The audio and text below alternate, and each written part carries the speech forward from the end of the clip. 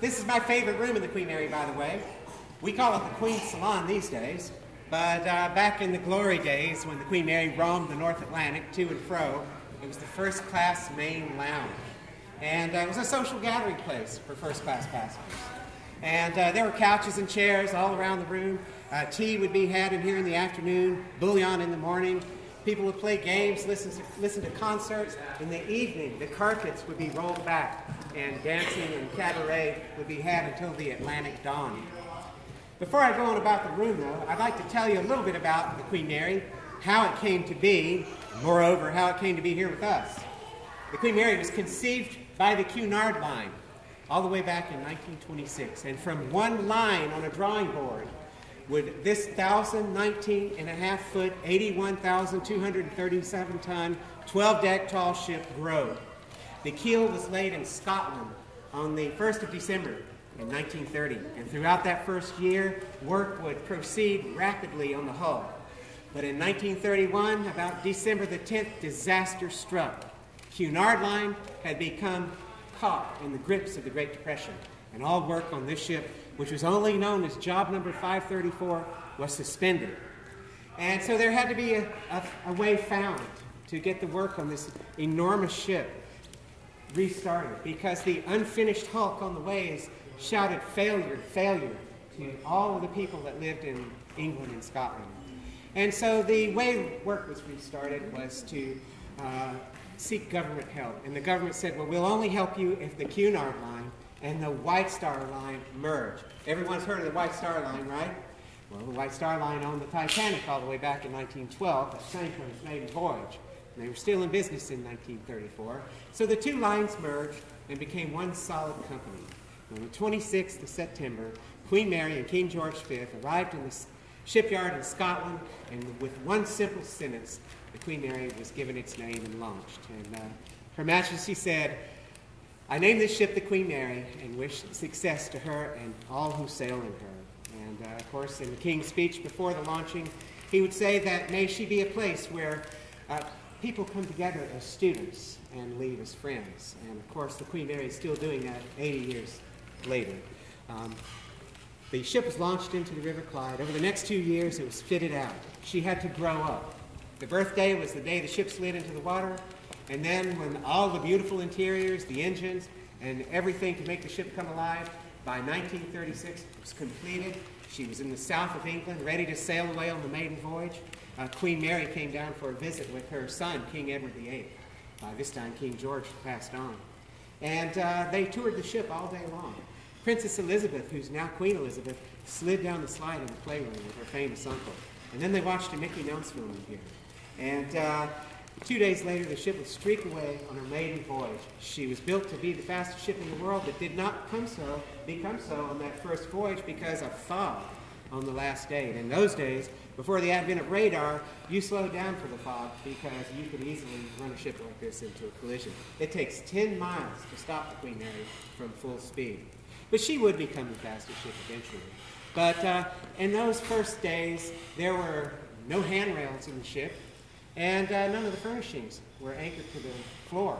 So if you notice the mirrors here, they're pink tinted, and you notice the lighting here is also pink tinted.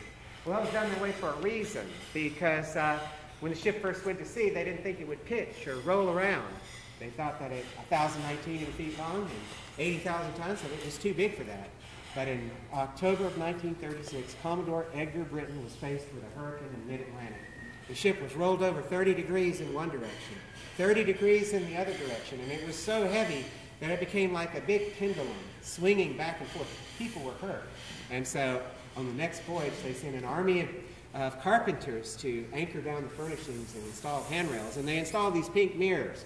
And the idea was that if you were feeling green around the gills from being seasick, you could look in the pink mirror and feel better.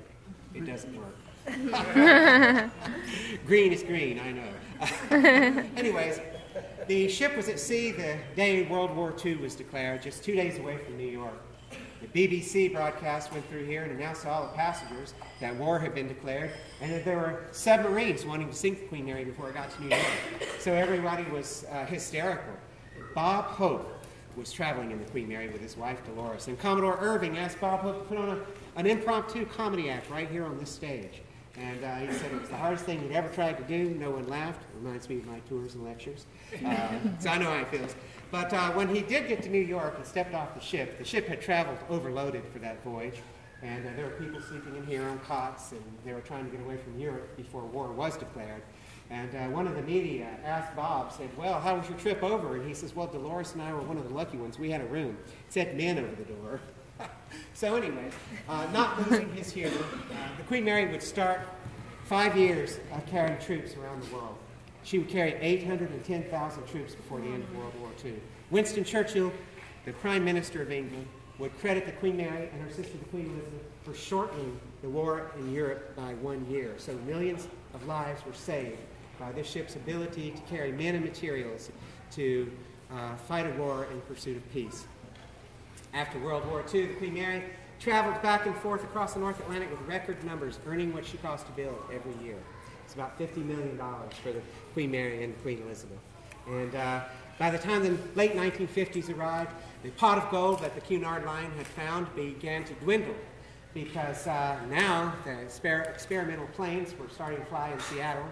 One was called the Dash 80, would become the Boeing 707, and from that plane would grow all modern jetliners that we travel in today. This ship was built to take people across the North Atlantic before the advent of air travel.